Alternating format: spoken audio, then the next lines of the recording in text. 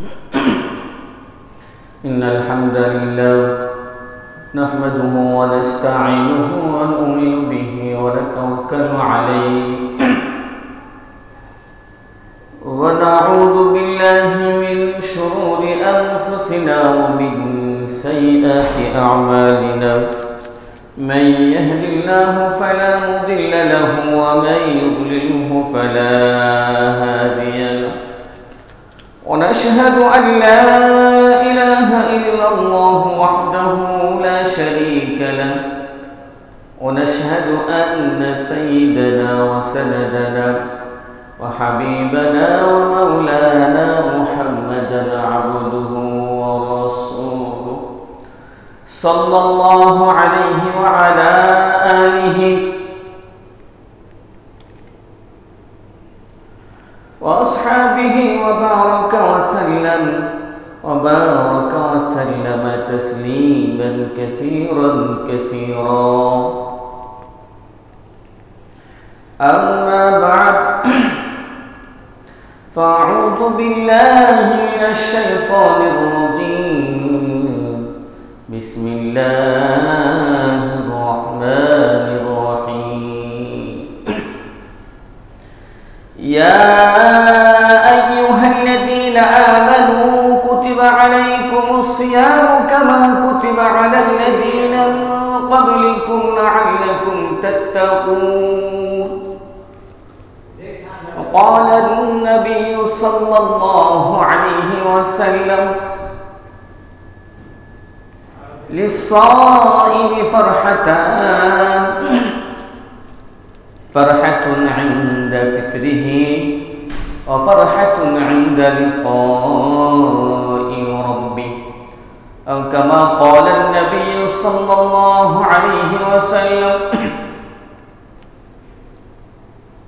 اللهم صل على محمد كما صليت على إبراهيم وعلى آل إبراهيم إنك حميد مجيد اللهم بارك على محمد وعلى آل محمد كما باركت على إبراهيم وعلى آل إبراهيم إنك حميد مجيد بلغ العلا بكماله كشف الدجى بجماله حسنت جميع خصاله صلوا عليه وآله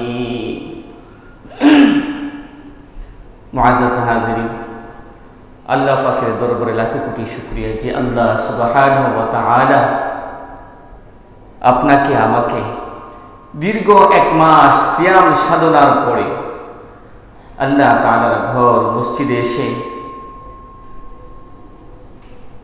আল্লাহ তাআলার কাছে পারিশ্রমিক নেওয়ার জন্য প্রতিদান নেওয়ার জন্য মসজিদে একত্রিত হওয়ার তৌফিক দান করেছেন এর জন্য সকলে বলে আলহামদুলিল্লাহ। মেরে ভাই দোস্ত বুজুর্গ আল্লাহ পাক রব্বুল আলামিন বলতেছেন সূরাতুল বাকারার 183 নম্বর আয়াত আমার সাথে সাথে পড়েন আউযু বিল্লাহি মিনাশ শাইতানির রাজীম বিসমিল্লাহির রাহমানির রাহিম ইয়া আইয়ুহাল্লাযীনা আমানু কুতিবা আলাইকুমুস সিয়ামু কামা কুতিবা আলাল লাযীনা মিন ক্বাবলিকুম লাআল্লাকুম তাত্তাকুন। আল্লাহ পাক রব্বুল আলামিন বলেন হে ইমানদাররা তোমাদের উপর রোজা ফরজ করা হয়েছে যেভাবে পূর্ববর্তী উম্মতের উপরও ফরজ করা হয়েছিল। কেন? লাআল্লাকুম তাত্তাকুন, যাতে করে মুত্তাকি হতে পারো। মানে একজন বান্দা একজন গোলাম যখন রোজা রাখে আল্লাহ তাআলা সন্তুষ্টির জন্য আল্লাহ তাআলা তাকে আল্লাহর ওলি বানায়, মুত্তাকি হয়ে যায়, বুজুর্গ হয়ে যায়। আল্লাহ পাক রব্বুল আলামিন সূরাতুল মরিয়মের 96 নম্বর আয়াতে বলেন ইন্নাল্লাযীনা আমানু ওয়া আমিলুস সালিহাতি সায়াজআলু লাহুমুর রাহমানু উদ্দা। আল্লাহ বলেন যারা ঈমান আনে ইন্নাল্লাযীনা আমানু ওয়া আমিলুস সালিহাত আর সৎকর্ম করে সায়াজআলু লাহুর রাহমানু উদ্দা আল্লাহ তাআলা তার জন্য ভালোবাসা সৃষ্টি করে দেয়। মানে আল্লাহ তাকে ভালোবাসে, দুনিয়ার মাখলুকও তাকে ভালোবাসে, এমন একটা মহব্বত সৃষ্টি করে দেয় আল্লাহ পাক রব্বুল আলামিন। তো মেরে ভাই দোস্ত বুজুর্গ, আল্লাহর খাঁটি বান্দা যারা, তারা রোজা রাখার পরে রোজাটা ভাঙবে, এটা তাদের কাছে খুব কষ্ট লাগে। কষ্ট লাগে না? যে রোজা যদি আরো থাকতো, আরো রাখতে পারতাম, এমন মনে হয়। রোজা রাখার পরে এরকম একটা অভ্যাস হয়ে যায়। তো আল্লাহ তাআলা বান্দা যেন কষ্ট না পায়, এক মাস সিয়াম সাধনার পরে যে হঠাৎ করে রোজা চলে গেল, কষ্ট লাগতেছে, আল্লাহ তাআলা অর্ডারটা পালন করছিলাম, হুকুম শেষ হয়ে গেল, আরো যদি রোজা রাখতে পারতাম, যাতে করে সে কষ্ট না পায়। এই জন্য আল্লাহ তাকে কি দিচ্ছেন? ঈদ দিচ্ছেন, একটা আনন্দ।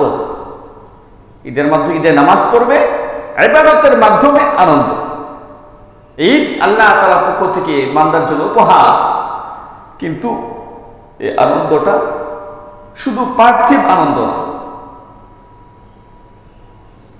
অন্যান্য ধর্মের যত উৎসব আছে সব উৎসব কিন্তু দুনিয়া ভিত্তিক, দুনিয়ার একটু আনন্দ তামাশা, এতটুকুই।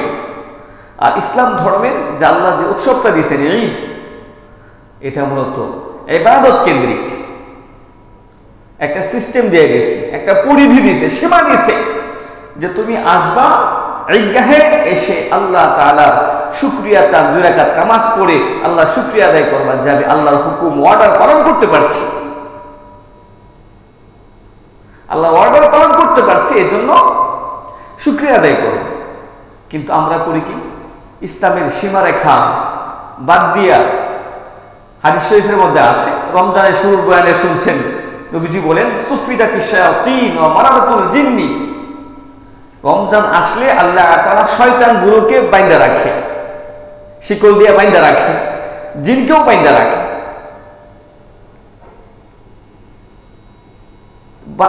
তো রমজান যখন শেষ হলো, হঠাৎ করে শয়তান ছাড়া পাইল না। তো শয়তান যে ছাড়া পাইছে এটা বুঝলেন কি হবে? যখন আপনার রোজাটা শেষ হয়েছে, এরপরে দেখছেন বিভিন্ন এলাকায় বোম্বিং হয়েছে না? শয়তান যে ছাড়া পাইছে, এই ছাড়া পাওয়ার একটা আলামত এটা। শয়তান বলতেছে, এতদিন বন্দি করে রাখছিল আল্লাহ, আমি ছাড়া পাইছি, আমি একটা জানান দিচ্ছি মানুষের মাঝে। শয়তান ছাড়া পায় একটা জানান দিয়ে দিয়েছে, সর্বত্র বোম্বিং হচ্ছে না? তো প্রথম ছোট শয়তানগুলো আপনার বাহিরে আসছে, আইসা একটা আন্দোলন শুরু করছে। বড় শয়তানদের আরেকটা আন্দোলন হবে, দেখবেন আজকেই ঈদের নামাজের পরে প্রত্যেক বাজারের মুড়ে মুড়ে, প্রত্যেক এলাকায় এলাকায় বড় বড় ডিজে বক্স এগুলো বাজানো হবে। কি বলেন, হবে না? মেন শয়তানগুলো একটু পরে দেখা দিবে, আত্মপ্রকাশ করবে, নিজেদের শক্তিমত্তারা জানান দিবে একটু পরে। কিন্তু ইসলাম এটা সাপোর্ট করে না, ইসলাম সমর্থন করে না। ইসলাম একটা সিস্টেম দিয়ে দিয়েছে, একটা লিমিট করে দিয়েছে, যে আনন্দ প্রকাশ করতে পারবা এই লিমিট আছে, এই সীমা পর্যন্ত। ঈদগাহে আসবা, 2 রাকাত নামাজ আদায় করবা, মুসাফাহা করবা, কোলাকুলি করবা, মুসলমান ভাই ভাই হয়ে সকলেই নামাজ পড়বা, নামাজ পড়ার পরে এই কাজগুলো করবা, আনন্দ প্রকাশ করবা। কিন্তু আমাদের কিছু লোক, আল্লাহ মাফ করুক, আলহামদুলিল্লাহ আমাদের এলাকা মুক্ত, আমাদের এলাকায় এগুলো কম হয়। তিতারপুর এলাকায় গান বাজনা হয় না বলে চলে, আলহামদুলিল্লাহ। আর মাঝে মাঝে একটু করে আর কি বুম্বিং। আল্লাহ তাআলা এটা উঠাই দেবে ইনশাআল্লাহ। বাচ্চাদেরকে আল্লাহ তাআলা বুঝার তৌফিক দান করুন। এই বুম্বিং যে হচ্ছে, এর দ্বারা আপনার কয়েকটা ক্ষতি। 1 নম্বর ক্ষতি, সবচেয়ে বড় অপরাধ, মুরব্বী যারা আছে, রোগী, অসুস্থ, বিশেষ করে হার্টের রোগী, তারা যখন এই আপনার বোমার আওয়াজ শুনে, ওদের অনেক ক্ষতি হয়ে যায়। ক্ষতি হয় না বাজার? অনেক ক্ষতি হয়ে যায়। এরপরে ছোট ছোট বাচ্চা আছে, হঠাৎ করে ঘুম থেকে জেগে যায়, লাফ দিয়ে উঠে ঘুম থেকে। এটা ক্ষতি হয়ে গেল না বাচ্চাদের? মুরব্বীদের ক্ষতি হয়ে গেল। একটা সুস্থ মানুষ, যুবক মানুষ অনেক সময় পেরেশান হয়ে যায় বুমিং এর আওয়াজে। যাদের হার্ট দুর্বল, ওরা ক্ষতিগ্রস্ত হয়। তো মুআজ্জাজ হাজরিন, ইসলাম একটা লিমিট করে দিয়েছে, সীমা দিয়ে দিয়েছে, যে এই পর্যন্ত তুমি আনন্দ প্রকাশ করতে পারো। মুমিনের আনন্দ, 2 রাকাত নামাজ পড়বে বান্দা, 2 রাকাত নামাজ পড়ে পড়ার মাধ্যমে আল্লাহ তাআলা শুকরিয়া আদায় করবে যে আল্লাহ আমি তোমার গোলামি আমি করতে পারছি। বাকি আল্লাহ তাআলা পরে ঘোষণা দিবে, হাদিসে আসতেছে যে আল্লাহ কি দিবেন আমাদেরকে। তো মেরে ভাই দোস্ত বুজুর্গ, আল্লাহ পাক রব্বুল আলামিন আমাদেরকে যে তৌফিক দিবেন দীর্ঘ 1 মাস সিয়াম সাধনা, এরপর আমরা ঈদগাহে আসলাম ঈদের নামাজ আদায় করার জন্য। এখানে আমাদের অনেক কিছু শেখার আছে। দেখেন একই কাতারের মধ্যে থাকে বড় বড় শিক্ষিত, থাকে না? অনেক ধনী মানুষও থাকে, আবার রিস্কাওয়ালাও থাকে একই কাতারে, কোনো ভেদাভেদ নেই। আছে? কোনো ভেদাভেদ নেই। এই কথাটা আল্লাহ তাআলা সূরাতুল হুজুরাতে বলেছেন। আমার সাথে সাথে বলেন আউযু বিল্লাহি মিনাশ শাইতানির রাজীম, বিসমিল্লাহির রহমানির রহিম, ইন্নামাল মুমিনুনা ইখওয়াতুন ফাসলিহু বাইনা আখওয়াইকুম ফাত্তাকুল্লাহা লাআল্লাকুম তুরহামুন। আল্লাহ পাক রব্বুল আলামিন বলেন ইন্নামাল মুমিনুনা ইখওয়া, পৃথিবীতে যত মুমিন আছে যেখানে আছে, সে কালো হোক সাদা হোক, বেটে হোক উঁচু হোক, চিকন হোক মোটা হোক, ধনী হোক গরিব হোক, পৃথিবীর যে কোনো জায়গায় যে কোনো মুমিন আছে, সবাই ভাই ভাই, সবাই ভাই ভাই, সবাই ভাই ভাই। নবীজি বলতেছেন আল মুমিনু আখুল মুমিন, একজন মুমিন আর একজন মুমিনের ভাই। আল্লাহ বলতেছেন মুমিন মুসলমান পরস্পর একে অপরের ভাই। তো মেরে ভাই দোস্ত বুজুর্গ, আরেক হাদিসে নবীজি বলেন মাসালুল মুমিনিনা ফিত তারাহিমি ওয়া তাওয়াদুদি ওয়া তাআতুফিহিম, মুমিনদের দৃষ্টান্ত পরস্পর সৌহার্দ্য সম্প্রীতি ভালোবাসায় কাজাসাদিন ওয়াহিদ, একটা বডির মতো, একটা বডির মতো। ইনিশতাকা আইনুহু ইশতাকা কুল্লুহু, যদি চোখের মধ্যে ব্যথা হয়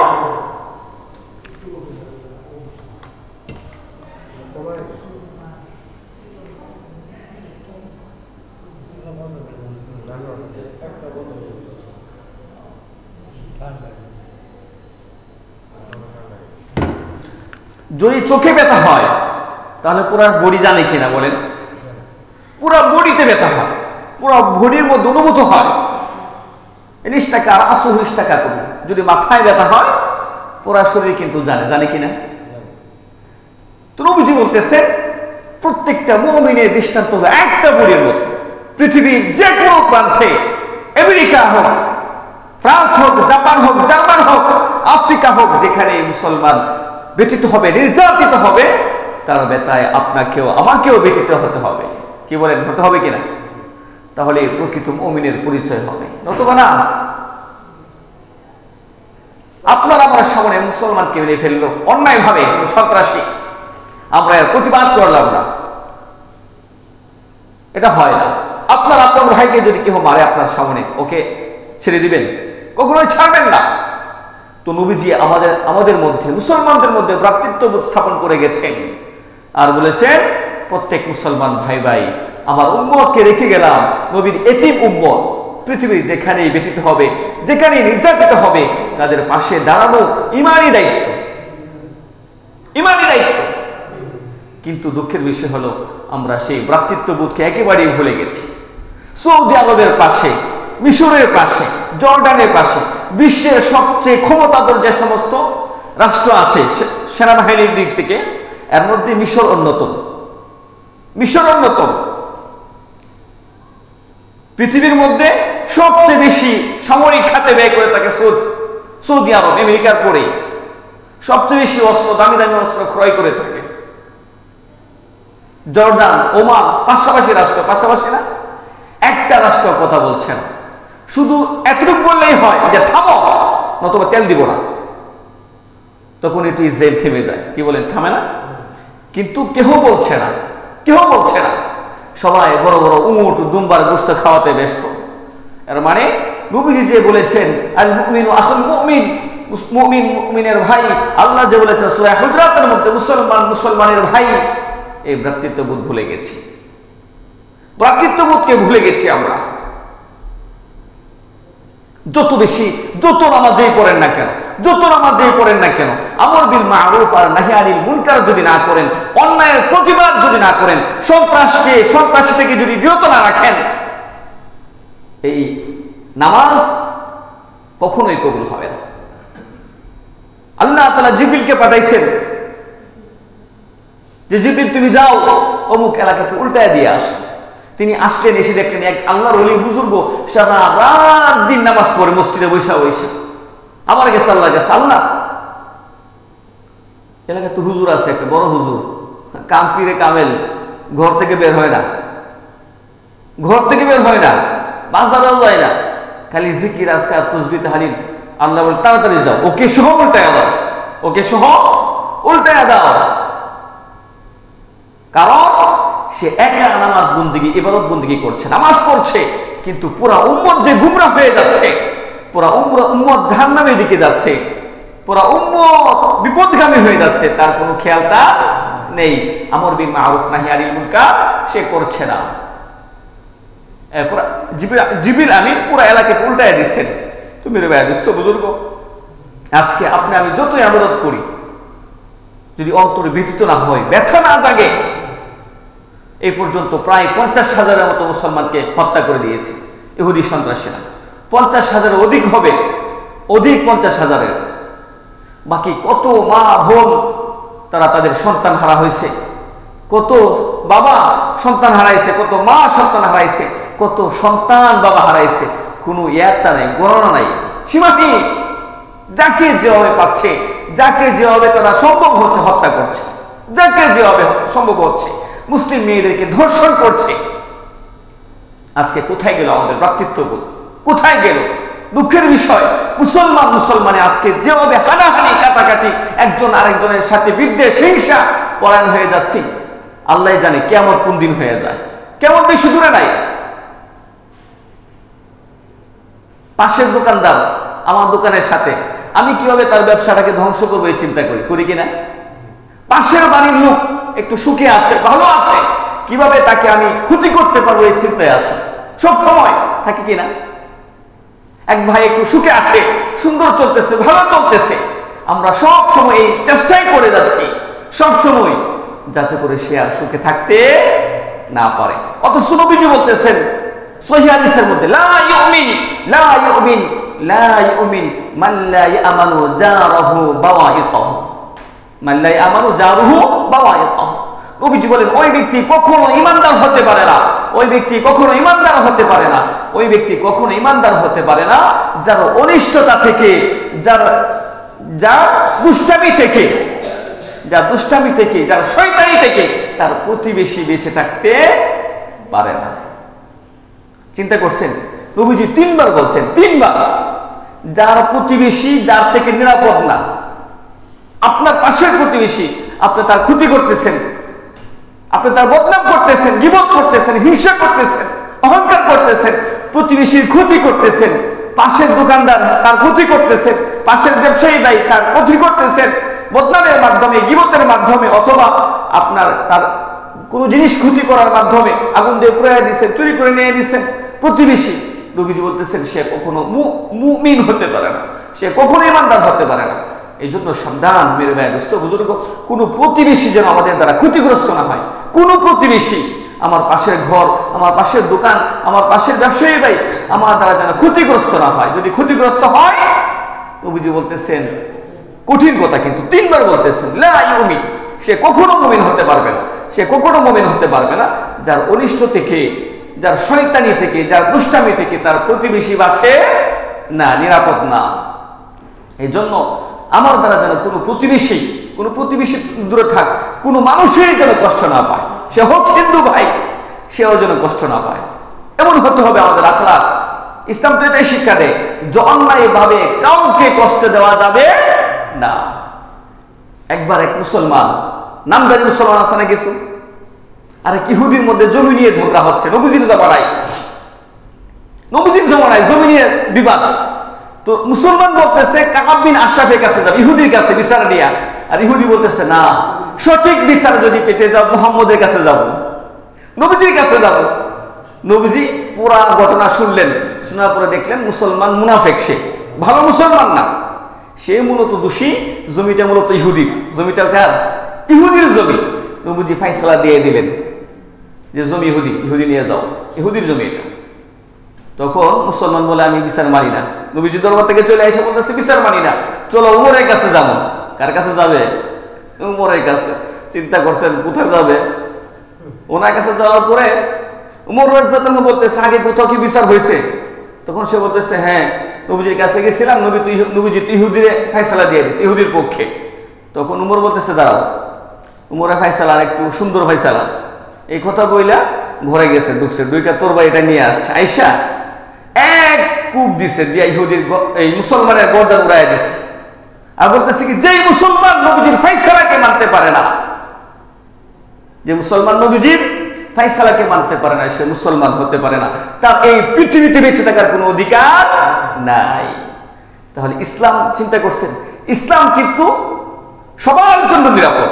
সবার জন্য নিরাপদ কিনা? সবার জন্য নিরাপত্তা, ইহুদির জন্য নিরাপত্তা, খ্রিস্টানের জন্য নিরাপত্তা, এমনকি হিন্দু ভাইদের জন্য নিরাপত্তা। ইসলাম অন্যায় ভাবে কারো গায়ে হাত দেওয়াকে সমর্থন করে, কারো গায়ে হোক সে হিন্দু ভাই, তাকেও শ্রদ্ধা করতে হবে, সম্মান করতে হবে। অন্যায় ভাবে তার গায়ে হাত তোলা যাবে না। যদি অন্যায় করে তাকে আইনের হাতে তুলে দিতে হবে, এটাই নিয়ম। আইন বিচার করবে, গভর্নমেন্ট বিচার করবে, প্রশাসন বিচার করবে। কিন্তু ইসলাম আপনাকে আমাকে কারো প্রতি অবিচার করার অনুমতি দেয় না, বরং প্রত্যেকে সুন্দরভাবে জীবন যাপন করার প্রতি উৎসাহিত করে ইসলাম। তো মেরে ভাই দোস্ত বুজুর্গ, আজকে এই ঈদের দিনে আমরা এই সবক নিব, এই শিক্ষা নিব যে আমরা কারোর উপর জুলুম করব না। আজকে মসজিদে যেভাবে এক কাতারে আছি, সমাজের মধ্যেও এভাবেই কেউ কারো প্রতি হিংসা করব না, কারো গীবত করব না, কারো ক্ষতি করব না, সবাই ভাই ভাই হয়ে চলবে। কি বলেন ইনশাআল্লাহ? আল্লাহ তাআলা আমাদের সকলের অন্তর থেকে হিংসাকে দূর করে দেন, বিদ্বেষকে দূর করে দেন, কিবির অহংকারকে দূর করে সকলেই যেন ভাই ভাই হতে পারে, সেই তৌফিক আল্লাহ পাক দান করেন। সকলে বলে আমিন। তো বের ব্যস্ত বুজুর্গ, আজকের দিনটা অনেক বড় একটা দিন, অনেক বড় একটা দিন। আপনারা সবাই জানেন মানুষকে আল্লাহ কিভাবে সৃষ্টি করছেন। সূরা বাকারার প্রথমেই দ্বিতীয় পারার মধ্যে আছে আল্লাহ তাআলা বলেন, ওয়াইদ ক্বালা রাব্বুকা লিল মালাইকাতি ইন্নী জাইলুন ফিল আরদি খলিফা ক্বালু ওয়া তাজআলু ফিহা মান ইফসিদু ফিহা ওয়া ইয়াসফিকুদ দিমা। আল্লাহ তাআলা যখন প্রথমে মানুষ সৃষ্টি করতে চাইলেন, তখন ফেরেশতাদের সাথে একটা মশওয়ারা করলেন যে আমি চাচ্ছি দুনিয়াতে প্রতিনিধি বানাইতে, খলিফা বানাইতে, মানুষ পাঠাতে চাচ্ছি, তোমরা কি বলো? তখন সব ফেরেশতারা কি বলছিল? যে আপনি দুনিয়াতে এমন জাতি পাঠাইবেন যে জাতি দুনিয়াতে কাটাকাটি করবে, মারামারি করবে, হানাহানি করবে, এমন জাতি বানাইতে চাচ্ছেন আপনি? আমরাই তো আপনার তাসবিহ তাহলিল করি, জিকির আজকার করি, রুকু সাজদা করি, আপনার পবিত্রতা ঘোষণা করছি, আমরা ফেরেশতারা মানুষ বানাই আল্লাহ কি? তখন আল্লাহ কি বলছিলেন? ইন্নী আ'লামু মা লা তা'লামুন, আমি আল্লাহ যা জানি তোমরা তা জানো না। তো মেরে ভাই বুজুর্গ, এই যে এক মাস সিয়াম সাধনা হইল, সিয়াম সাধনার পর সোহাবুল ইমানের 2096 নম্বর আয়াত হাদিসে নবীজি বলেন, ফাইদা কানা ইয়াউমু ঈদিহিম ইয়ানি ফিতরিহিম বাহা বিহিম মালাইকাতুহু। যখন মুসলমানদের ঈদুল ফিতরের দিন আসে, রোজা যখন শেষ হয়, ঈদের দিন আসে, তখন আল্লাহ তাআলা ফেরেশতাদের সাথে গর্ব করে বলেন, এই ফেরেশতারা, তোমরা তো বলছি না মানুষ বনি আদম না সৃষ্টি করতে, না বানাইতে, আজকে দেখছো 30 দিন রোজা রাখছে, 30 দিন রোজা রাখছে, 30 দিন রোজা রাখছে আমার বান্দারা, 30 দিন রোজা রাখছে। কয়দিন? 30 দিন রোজা রাখছে। এরপর আল্লাহ কি বলে ফেরেশতাদেরকে? ফাকালা ইয়া মালাইকাতি মা জাযাউ আজরি ওয়া ফা'আমালা, হে আমার ফেরেশতারা, তোমরাই বলো যে শ্রমিক কারো কাজ করে, কাজ করার পরে কাজটা যখন সমাপ্ত করে, তখন তার করণীয় কি? মালিকের মুনিব যিনি আছে তার করণীয় কি? তখন ফেরেশতারা উত্তর দেয়, ক্বালু রব্বানা জাযাউহু আইয়ুফা আজরুহু, হে আমাদের রব, তার উচিত হলো যে শ্রমিকের মজদুরের পারিশ্রমিক পরিপূর্ণভাবে দিয়ে দেওয়া। এটা কারা বলে? ফেরেশতারা বলে। তখন আল্লাহ তাআলা কি বলেন? মালাইকাতি, হে আমার ফেরেশতারা তোমরা সাক্ষী থাকো। আবিদি ওয়া ইমাই কাদাউ ফরিদাতি আলাইহিম সুম্মা খারাজু ইয়াউতুনা ইলা দুআ, যে আমার গোলাম, আমার বান্দারা তাদের যে দায়িত্ব ছিল সিয়াম সাধনা, এক মাস সিয়াম সাধনা করার পরে খারাজু ইয়াউতুনা ইলা দুআ, আমার কাছে প্রার্থনার জন্য, আমার কাছে চাওয়ার জন্য ঈদগাহে চলে আসছে, মুসল্লায় চলে আসছে। ইজ্জতি ওয়া জালালি ওয়া কারামি ওয়া উলুবি ওয়া ইরতিফাই মাকানি, আল্লাহ বলেন আমার ইজ্জতের কসম, আমার জালালের কসম, আমার সর্বোচ্চ যে মাকাম আছে মাকামের কসম, আমার সম্মানের কসম, লা উজিবান্নাহুম, আমি অবশ্যই অবশ্যই আমার বান্দাদের ডাকে সাড়া দিব, যা চাবে তাই দিয়ে দিব। ফায়াকুল, এরপরে একজন ঘোষণা দেয়, বা আল্লাহ নিজেই ঘোষণা দেয়, ইরজিউ, হে আমার বান্দারা তোমরা বাড়ির দিকে ফিরে যাও, কাদ গাফারতু লাকুম, আমি তোমাদের জীবনের সব গুনাহ মাফ করে দিলাম, সব গুনাহ মাফ করে দিলাম। ও বাদদালতু সাইয়্যাতিকুম হাসানাত, আর তোমাদের জীবনের যে গুনাহগুলো আছে এই গুনাহগুলোর জায়গায় নেকি দিয়া ভরপুর করে দিলাম। চিন্তা করছেন? আল্লাহ গুনাহ তো মাফ করবেন এই দিনে, আবার গুনাহগুলোর জায়গাতে নেকি দিয়া ভরপুর করে দিবে। ফায়াকুল ফাকালা ফাকালা ফায়ারজুউনা মাগফুরান লাহুম, নবীজি বলেন এরপরে ঈদগাহ থেকে প্রত্যেকটা মানুষ, প্রত্যেকটা বান্দা জীবনের সব গুনাহমুক্ত অবস্থায় বাড়িতে ফিরে যায়, সব গুনাহমুক্ত অবস্থায়, মানে আল্লাহ এই দিন সবাইকে মাফ করে দিবে, বিনা শর্তে মাফ করে দিবে, বিনা শর্তে, বিনা শর্তে মাফ করে দিবে, সবাইকে মাফ করে দিবে।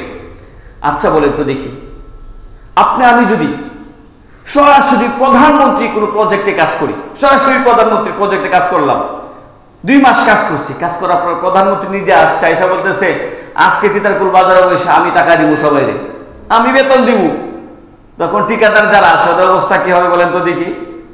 যারা ঠিকাদার কাজ করছেন তাদের অবস্থাটা কি হবে? প্রধানমন্ত্রীর কাছ থেকে আজকে চেক নিব, চেক কার কাছ থেকে নিব? প্রধানমন্ত্রীর কাছ থেকে। যদি ঘোষণা দেয় সকাল 10টায় প্রধানমন্ত্রী আসবে এখানে, ঠিকাদাররা কোন সময় এসে বসবে? রাত 2টায় এসে বসে থাকবে সামনে কাতারে বসার জন্য, সামনের চেয়ারে বসার জন্য প্রধানমন্ত্রীর কাছে রাত 2টায় আসবে। রাত কয়টায়? 2টায় আসবে। আর প্রধানমন্ত্রী ঘোষণা কি দিয়েছিল? নিজের হাতে প্রতিদান দিবে, নিজের হাতে কি দিবে? চেক দিবে। তাহলে যখন এই ঘোষণা শুনবে তখন কাজটা কি ভালো করে করবে না খারাপ করে? ভালো করে কাজ করবে। আর এই চেক নেওয়ার জন্য সবার আগের চেয়ারে থাকার চেষ্টা করবে কিনা? অবশ্যই। তো আল্লাহ পাক রব্বুল আলামিন বলেন আস-সাওমু লি ওয়া আনা আজজি বিহি, এই রোজা আমার জন্য, আর এই রোজার প্রতিদান আমি নিজের হাতে দিব, নিজে দিব, বা নিজেই আমি আল্লাহ নিজেই এর প্রতিদান। আচ্ছা বলেন তো, যেই প্রতিদান আল্লাহ নিজে দিবেন, আর ঈদগাহে আসার জন্য আল্লাহ ডাকতেছেন যে এখানে ক্ষমা করে দেবো আমি সবাইকে, এই ডাকে সাড়া না দিয়ে কেউ থাকতে পারে? কেউ থাকতে পারে না। এই জন্য এখনো যারা ভাইরা আছেন চলে আসেন, আমরা যথাসময়ে ইনশাল্লাহ নামাজ শুরু করে দেব। এখন এমনও তো হতে পারে, অনেকে বলতে পারে হুজুর আমি তো রোজায় রাখছি না, আমি তো রোজায় রাখছি না, আমি আমুকে, আমার তো আল্লাহ মাফ করবে না। ইসলামে হতাশা বলতে কিচ্ছু নাই, ইসলামে হতাশা বলতে কিচ্ছু নাই। হতাশ হওয়া নিষেধ। হতাশ হয় একমাত্র কাফের ব্যক্তি। হতাশ হয় কে? কাফের ব্যক্তি। ইসলামে হতাশা বলতে কিচ্ছু নেই। সূরাতুজ জুমারের মধ্যে, সূরাতুজ জুমারের 53 নম্বর আয়াত, সূরাতুজ জুমারের কত নম্বর আয়াত? 53 নম্বর আয়াত দেখে নেবেন।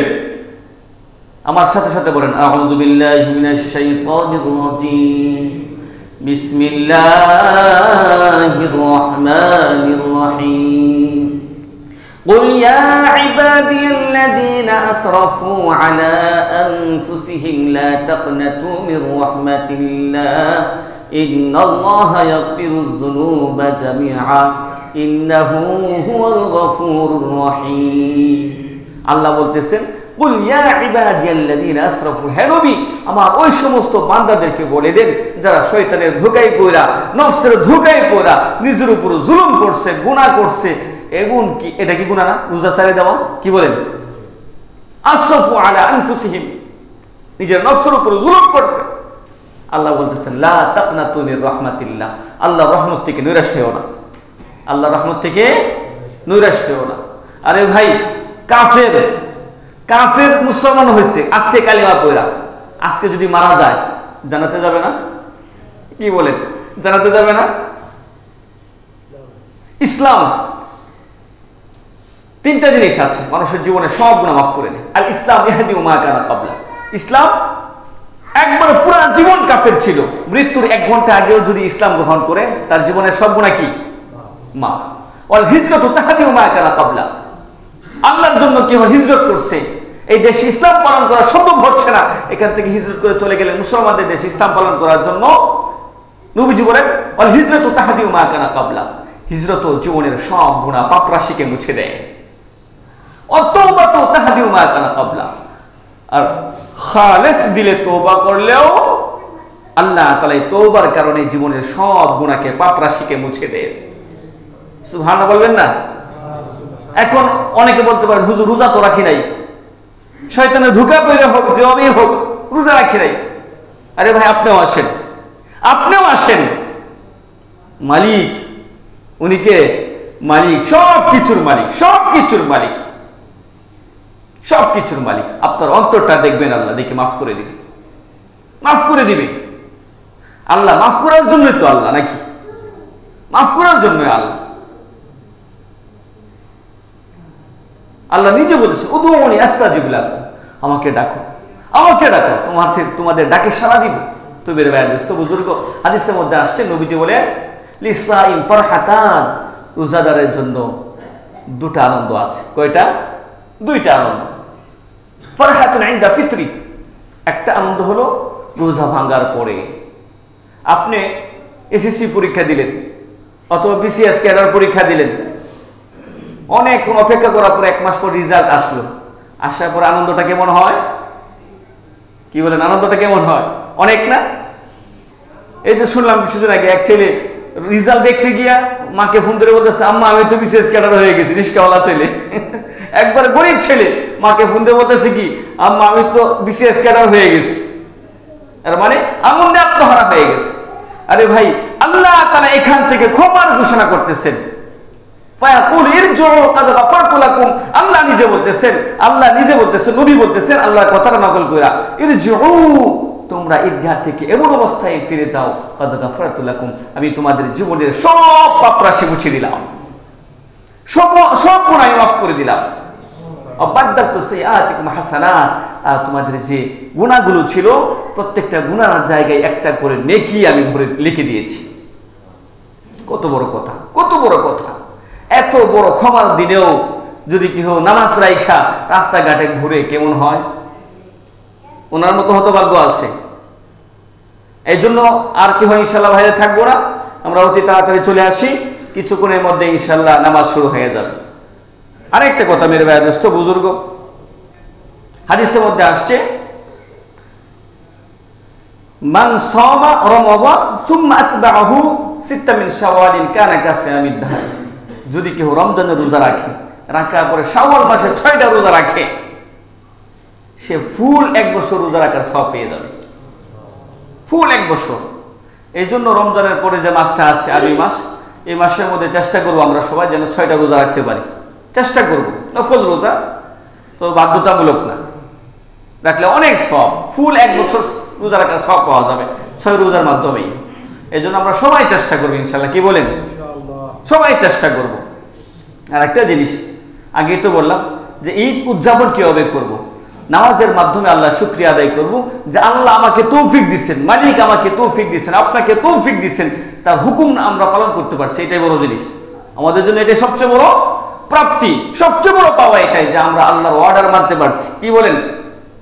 বাকি আল্লাহ যেটা দেওয়ার দিবেন, আল্লাহ সব গুনাহ মাফ করে দিবে, সব গুনাহ মাফ করে দিবে, সব গুনাহ মাফ করে দিবে। এই জন্য মেয়ের ভাই দোস্ত বুজুর্গ, আনন্দটা যেন নামাজ, ভালোবাসা, সম্প্রীতির মধ্যে সীমাবদ্ধ থাকে। মানুষকে কষ্ট দিয়া রাস্তার মোড়ে মোড়ে, বাজারে বাজারে বড় বড় বক্স বাজানো, ডিজে গান বাজানো, এরপরে আপনার পিক আপ ভাড়া কইরা শহরে শহরে আপনার পিক আপ দিয়া ওই সাউন্ড বক্স বাজাইতে বাজাইতে যাওয়া, এটা কখনো মুসলমানের লক্ষণ হতে পারে না। মুসলমানের সংস্কৃতি কখনো এটা না, কখনোই না। আমাদেরকে এই সংস্কৃতি বর্জন করতে হবে। আলহামদুলিল্লাহ আমাদের যুবক ভাই যারা আছে এলাকার, এ সমস্ত অন্যায় কাজে জড়িত না। আল্লাহ তাআলা পুরা দেশবাসীকে এ সমস্ত অন্যায় কাজ থেকে বিরত থাকার তৌফিক দান করুন। তো মেরে ভাই দোস্ত বুজুর্গ, আর একটা কথা না বললেই না, সৌহার্দ্য সম্প্রীতি বজায় রাখার জন্য অপরিহার্য হলো যেটা একটা সম্প্রীতি যেখানে আছে সেটা বলা। হাদিসের মধ্যে আসছে, নবীজি বলেন, মাল্লাম ইয়াশকুরিন নাস লাম ইয়াশকুরিল্লাহ, যে মানুষের শুকরিয়া আদায় করে না, মানুষের প্রতি কৃতজ্ঞ হয় না, সে আল্লাহর প্রতিও কৃতজ্ঞ না, আল্লাহর কৃতজ্ঞতা জ্ঞাপন করে না। আমাদের এই তিতারকুল এলাকা এবং এই বাজার একেবারে ছোট একটা বাজার, ছোট একটা এলাকা, মাত্র 4-5টা বাড়ি আর কয়েকজন ব্যবসায়ী ভাই মুসলমান। আমাদের এত বড় একটা প্রতিষ্ঠান পরিচালনা করতেছেন, মসজিদ কত সুন্দরভাবে আলহামদুলিল্লাহ বাজার পরিচালনা করতেছেন। সবচেয়ে বড় জিনিস হলো আল্লাহর ঘর সুন্দরভাবে পরিচালনা করতেছেন। আমার প্রতি যথেষ্ট খেয়াল রাখে আলহামদুলিল্লাহ, সবাই, সব মুসল্লি যথেষ্ট খেয়াল রাখে। নতুবা অল্প বেতনে থাকতে পারতাম? বলেন, অল্প বেতন, এই বেতনে কি থাকতে পারতাম? কখনোই না। যদি সবাই ভালোবাসা না দিত, মহব্বত না করত, খেয়াল না করত।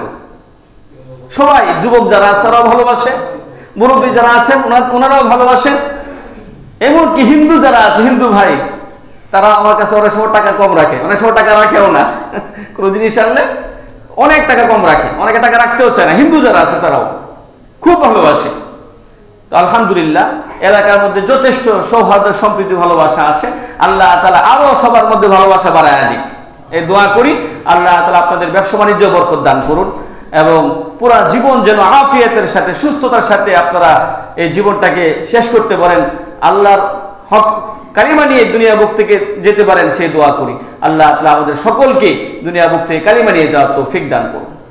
তো মেরে ভাই দোস্ত বুজুর্গ, আরেকটা জরুরি বিষয়, সেটা হলো ঈদের নামাজের নিয়মটা বলা জরুরি, অথবা ভুল করে ফেলে অনেকে।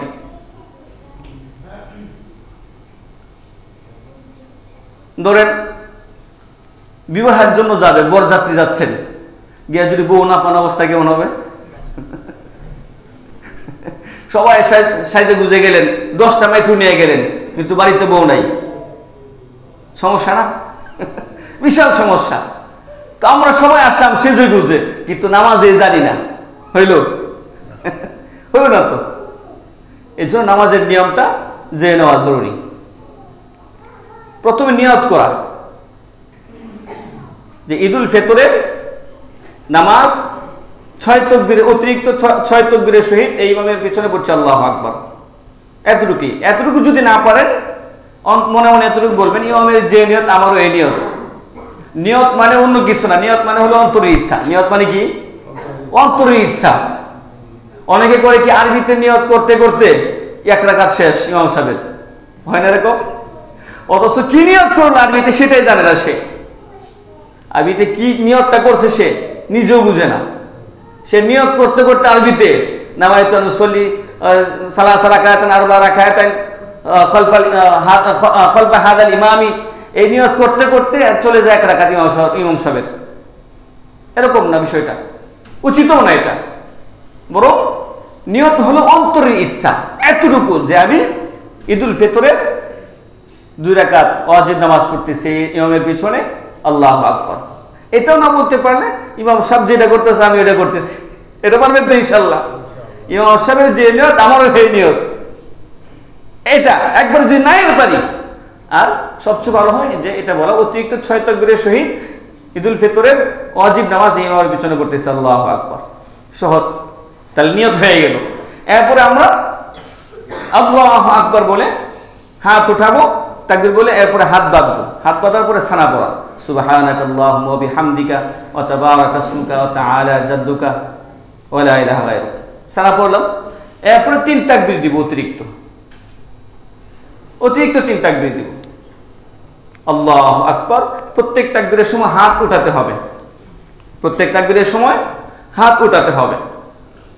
অনেকে গড়িকে আপনার জানাজার নামাজ আর ঈদের নামাজে পেছ লাগায় দেয়। জানাজার নামাজে হাত উঠাইতে হয় না, আর ঈদের নামাজে হাত উঠাতে হয়। অনেকে পেছটা লাগিয়ে যায়, কিন্তু 2টা নামাজে হাত উঠাইতে হয়। অতিরিক্ত তাকবীর আছে 2টা নামাজেই, কোনটায় হাত উঠাবো কোনটায় উঠাবো না, একটা পেছ লাগে। ঈদের নামাজে হাত উঠাতে হবে। তো প্রথম তাকবীর দিয়ে হাত বাঁধলাম, এরপরে সানা পড়লাম। এখন অতিরিক্ত 3 তাকবীর বলবো, আল্লাহু আকবার, আল্লাহু আকবার, আল্লাহু আকবার। প্রত্যেকবারই হাত উঠাবো, ঠিক আছে ইনশাআল্লাহ। এরপরে সূরা ফাতিহা পড়বে ইমাম সাহেব, মুক্তাদি সব চুপ থাকবেন, সবাই চুপ, কেরাত শুনতে হবে। অনেকে বলে ইমাম সাহেবের পিছনে কেরাত পড়তে হবে না। আল্লাহ বলতেছেন ফাইদা কুরিয়াল কুরআন ফাসতামিউ ওয়া আনসিতু লা। কোরআন শরীফ আল্লাহ বলতেছেন যখন তেলাওয়াত হয়, কোরআন তেলাওয়াত হয়, তখন চুপ থাকবা। কে বলতেছেন এই কথা? আল্লাহ বলতেছেন চুপ থাকবা এবং শুনবা। আল্লাহর কোরআন তেলাওয়াত হচ্ছে, এখানে তোমরা আওয়াজ করবা না। এর মানে ইমাম সাহেব যখন তেলাওয়াত করবে, কেরাত করবে, একেবারে চুপ। এরপরে আল্লাহু আকবার বইলা কেরাত পড়া রুকুতে যাবে, রুকু থেকে আবার দাঁড়াবে, আবার সেজদায় 2 সেজদা করবে, 2 সেজদা করার পরে আবার দাঁড়াবে। দাঁড়ানোর পরে ইমাম সাহেব যথারীতি আবার কেরাত করবে, সূরা ফাতিহা আর একটা সূরা মিলাবে। এখন রুকুতে যাওয়ার আগে 3টাও তাকবীর বলে অতিরিক্ত। কয়টা তাকবীর? 3টা। প্রত্যেক তাকবীরের সাথে সাথে হাত উঠাবে ইমাম সাহেব, মুক্তাদি উঠাবে। এরপরে 4র্থ তাকবীর বইলা রুকুতে যাবে আল্লাহু আকবার বলে। এরপর স্বাভাবিক অবস্থায় নামাজ শেষ করবে। মনে থাকবে তো ইনশাআল্লাহ? তো মেরে ভাই দোস্ত বুজুর্গ, আরেকটা কনফিউজ আছে আমরা অনেকে, কিন্তু সম্মানিত এলাকাবাসী, আমাদের নামাজের সময় হয়ে গেছে। আমরা অতি সত্বর মসজিদে চলে আসি, এখনই নামাজ শুরু হয়ে যাবে ইনশাআল্লাহ। তো মেরে ভাই দোস্ত বুজুর্গ, অনেকে একটা সন্দিহানের মধ্যে আছে যে সৌদিতে ঈদ হয়ে গেল গতকালকে, আবার অনেক দেশেও হয়েছে। আমরা বাংলাদেশে অনেকে করে ফেলছে, আমরা কেন করি না? বুখারী শরীফে কিতাবুস সোমের মধ্যে স্পষ্ট আছে। বুখারী শরীফ, কোরআন শরীফে পড়ে সবচেয়ে বিশুদ্ধতম কিতাব কোনটা? বুখারী শরীফ। নবীজি বলতেছেন আফতিরু সুমু লিরুয়াতিহি ওয়া আফতিরু লিরুয়াতিহি। চাঁদ দেখা রোজা রাখবা, আবার চাঁদ দেখা ঈদ করবা। আপনি যদি চাঁদ দেখেন ঈদ করে ফেলেন, কোনো সমস্যা নাই। এখন অনেকে করে কি, এটা আমি বলবো স্বল্প বুদ্ধিতার কারণে। অধিকাংশ আপনার মারামারি কেন হয়? ও না বুঝার কারণে। এমনও শুনছি ইফতারি নিয়ে ঝগড়া করে আপনার মার্ডার হয়ে গেছে, হয়েছে কিনা? এই বছর এই রমজানে ইফতারি নিয়ে ঝগড়া হয়ে মার্ডার হয়েছে। আসলে কি ইফতারি নিয়ে মার্ডার হওয়ার বিষয়? ইফতারি নিয়ে ঝগড়া করে মার্ডার হওয়ার বিষয়? কখনোই না। এই হারিনাল কিছুদিন আগে, হারিনালের এক লোক মার্ডার করে ফেলাইছে এক মোবাইল নিয়ে, এখন জেলখানায় আছে। চিনবেন বললে বলবো না। হারিনালের আসলে কি এগুলো মার্ডারের বিষয়? বলেন। যে মার্ডার করে সেও ক্ষতিগ্রস্ত, যে মরে সেও ক্ষতিগ্রস্ত, উভয় ক্ষতিগ্রস্ত না? কিন্তু আসলে এই সমস্যাগুলো হয় কোত্থেকে? না বুঝার কারণে। ভাটি এলাকায় আপনারা নিকলি হাওড়ে গেছেন না? ইটনামি তেমন নিকলি হাওড়। এই ভাটি এলাকায় আমার এক উস্তাদ এক ঘটনা বলছিল, শুধু এক ছেলে আরেকজনের জমিতে গিয়ে ঘাস কাটতেছে। এই ঘাস কাটা নিয়ে মারামারি কইরা মার্ডার হয়ে গেছে, 2-3টা মার্ডার হয়ে গেছে। আরেকবার যখন আমি ছোট, তখন এক হাওড় নিয়ে, ছোট হাওড় নিয়ে মারামারি করে 11টা মার্ডার হয়েছে, জায়গাতে 11টা মার্ডার হয়েছে। আচ্ছা বলেন, এগুলো বিষয় কি মারামারি বিষয়? সমস্যা হলো এখানে যোগ্য নেতৃত্বের অভাব, লিডিং এর অভাব, বুঝার ভুল আমাদের। সৌদি থেকে চাঁদের হিসেবে বাংলাদেশের দূরত্ব হলো 21 ঘন্টা, আর সূর্যের হিসেবে 3 ঘন্টা দূরত্ব। যদি আমরা সৌদির সাথে ঈদ করতে যাই, তাহলে শুধু ঈদটা করলেন, ঠিক আছে আপনার কথা মানলাম। তাহলে আমরা যখন বাংলাদেশে ঈদ করলাম, সৌদিতে সময় কি এখনো সুবে সাদিকি হয় নাই? সুবে সাদিক হয় 3 ঘন্টা ব্যবধান না? সূর্য ওঠার একটু পরেই তো ঈদের নামাজ হয়। তাহলে ওরা এখনো সুবিয়া সাদিকে হয় না, আমরা নামাজ পড়ে ফেললাম, তাহলে মিলল কোথায়?